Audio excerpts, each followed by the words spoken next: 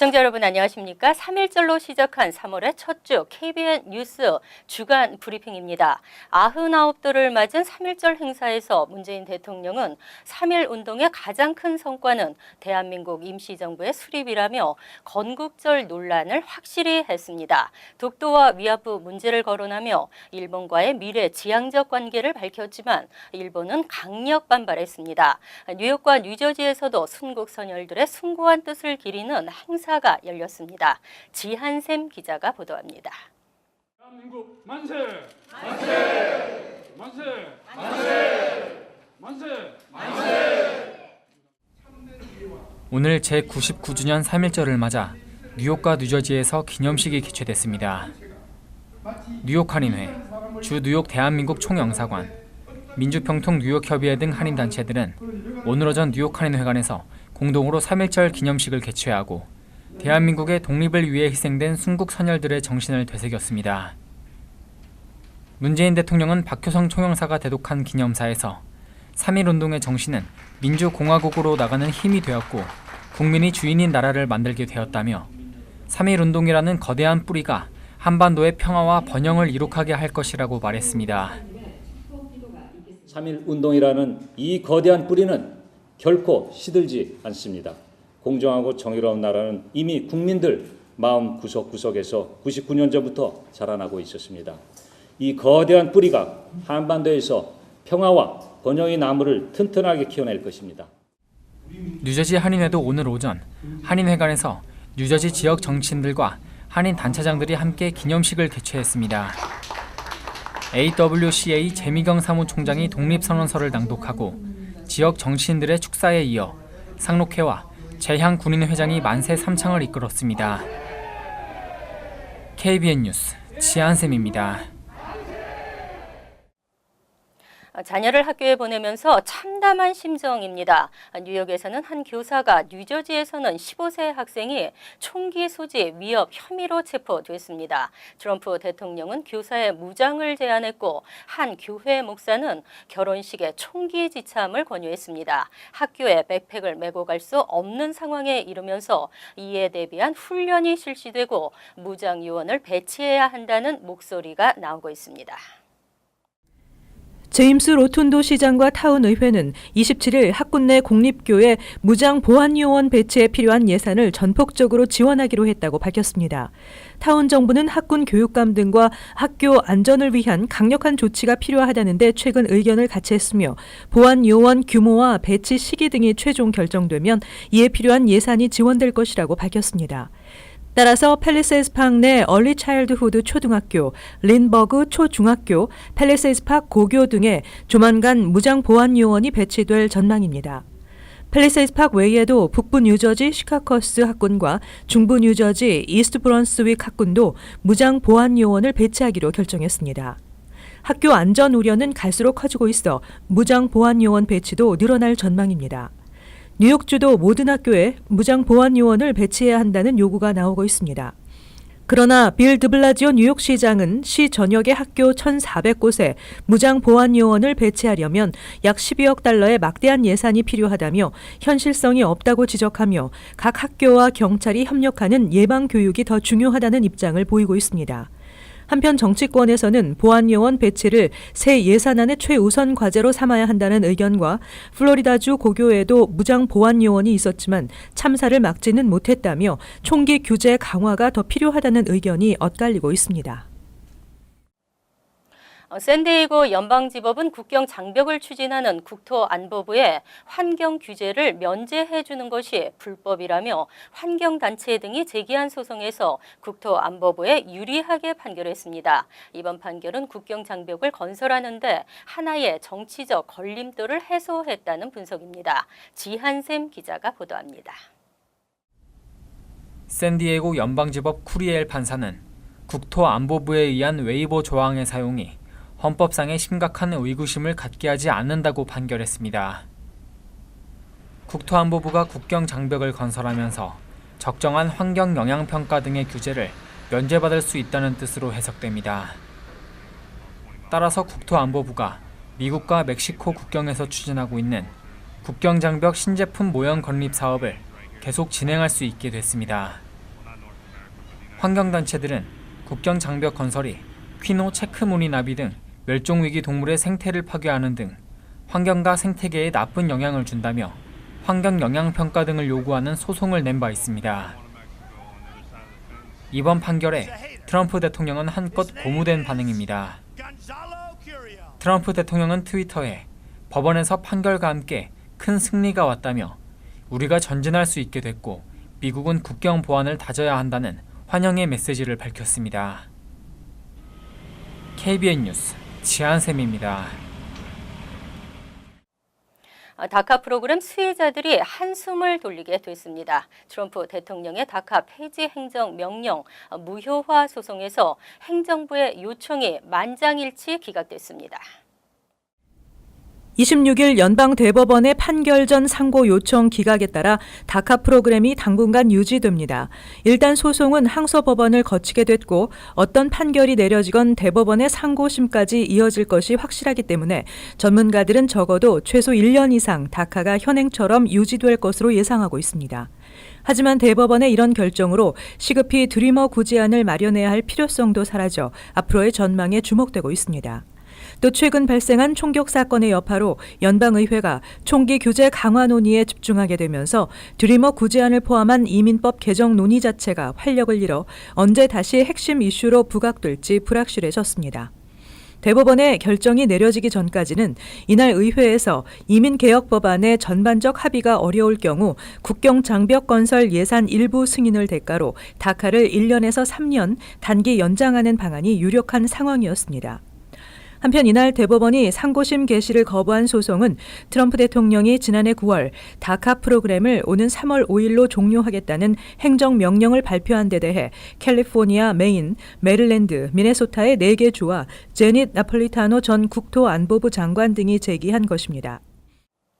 뉴저지 팰리세이드 파크에 또 한 명의 한인 시의원 탄생을 기대했지만 결국 무산됐습니다. 확대되고 있는 한인들의 정치력에 대한 견제 심리가 작용한 것으로 분석됐습니다. 6월에 있을 예비선거가 기대됩니다. 보도에 지한샘 기자입니다. 지난달 사망한 조셉 테스타 시의원의 후임으로 기대했던 폴김 교육위원회 시의원 지명이 무산됐습니다. 어제 저녁 팰리세이드 파크 타운의회는 만장일치로 요란다 라코비노 전 시의원을 후임자로 지명했습니다. 지명이 확실시되던 폴김 위원회 탈락은 올해 6월 펠팍 시장 예비선거를 앞둔 상황에서 펠팍 시의원 의석의 과반을 한인이 차지해선 안 된다는 일부 여론의 영향을 받은 것으로 분석됩니다. 다가오는 시장 선거에 크리스 정 시의원이 출마를 선언한 가운데 한인 정치력이 더욱 커져 제임스 로튼도 현 시장의 재선을 위협하게 되는 상황을 경계하고 있다는 것입니다. 폴김 위원은 이번 시의원 지명에서는 멀어졌지만 6월 치러지는 시의원 예비선거에서 버겐 카운티 민주당의 지지를 확보한 상태라며 남은 교육위원 임기를 성실하게 마치고 다음 도전을 위해 최선을 다하겠다고 말했습니다. 한편 제임스 로튼도 시장의 장남인 앤소니 로튼도는 조만간 팰리세이드 파크 학군에서 일하기 위해 펠팍 교육위원장 자리에서 사임한다고 밝혔습니다. 이에 따라 제프리 우 위원이 교육위원장 자리를 맡게 됐습니다. KBN 뉴스 지한샘입니다. KCC 마계은 회장이 2선으로 물러납니다. 전문 경영인을 도입해 새로운 도약을 하겠다고 밝혔습니다. 보도에 지한샘 기자입니다. 지난 2000년 창립해 뉴저지 지역 한인 봉사 단체로 성장해온 KCC가 다음 단계로 도약하기 위한 움직임에 나섰습니다. KCC는 오늘 뉴저지 테너플라이에 위치한 한인 동포회관에서 가진 기자회견에서 지난 18년 동안 단체를 이끌어온 마계은 회장이 경영 일선에서 물러나고 전문 경영인을 영입해 단체 발전에 힘쓸 것이라고 밝혔습니다. 올해 초부터 일하기 시작한 에리카 송 총괄 디렉터는 지난 18년 동안 마계은 회장과 직원들이 일궈온 성과를 토대로 KCC 제2의 도약을 이뤄내겠다고 밝혔습니다.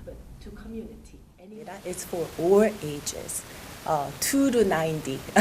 그렇기 때문에 참 여러 가지 레그가 있는데 거기 하나를 이제 쌓아가고 우리 회장님이 너무너무 좋은 프로그램을 파운데이션을 다 깔아주셨어요. 그래서 이제 my job is to build on that.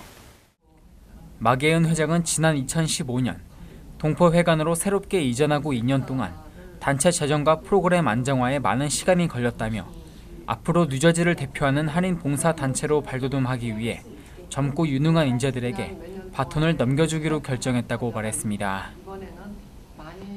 이제는 많은 그 프로그램도 안정이 됐고 우리 스텝진도 안정이 돼서 여러분들을 모시고 우리 이제 다시 그 KCC가 새로운 도약을 시작하는 것을. KCC는 현재 영어, 한국 역사, 미술, 썸머 캠프 등 어린이부터 노인에 이르는 다양한 교육 프로그램과 한국 문화 콘텐츠 제공 프로그램, 다양한 건강 관리 프로그램이나 예방 접종 등 지역 사회를 위해 다양한 서비스를 제공하고 있습니다.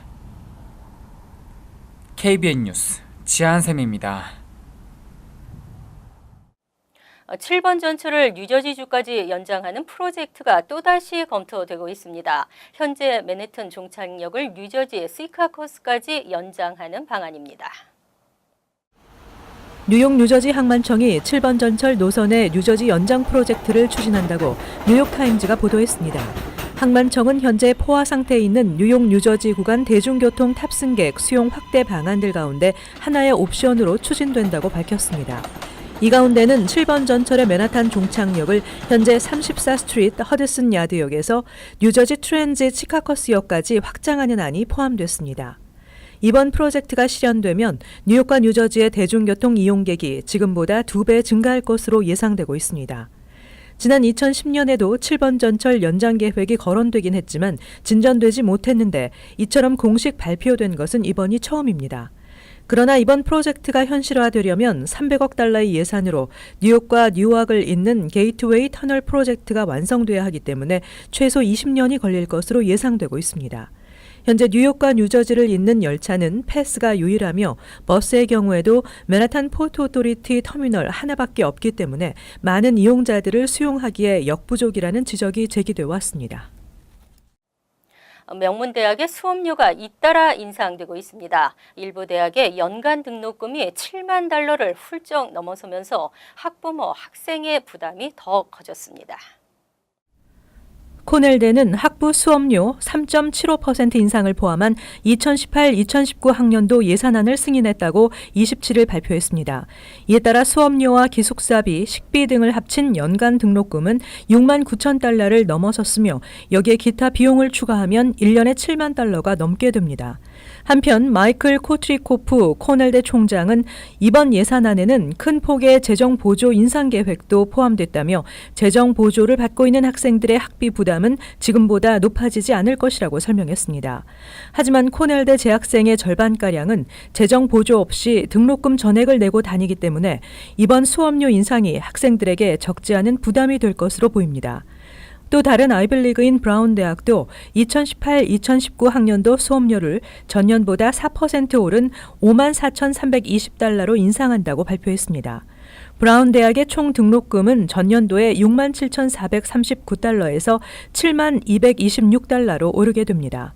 한편 지난해를 기준으로 컬럼비아 대학은 이미 7만 826달러를 기록해 가장 높았고 프린스턴이 6만 2,822달러로 가장 낮았습니다. 한국 국민 건강보험을 악용하는 재외국민 부당 수급자가 여전한 것으로 나타났습니다. 이에 대한 제재 방안으로 건강보험 도용과 부당 사용에 대한 징수를 한층 강화하는 개정안이 발의됐는데요. 오히려 주위에서 이 같은 방법을 권하거나 부당 사용에 대한 문제의식이 없다는 것이 문제로 지적됐습니다. 재정 누수가 심화되면서 신고자에 대한 포상금 지급 방안도 고려되고 있습니다. KBN 뉴스 주간 브리핑 여기서 마칩니다. 시청해주신 여러분 고맙습니다.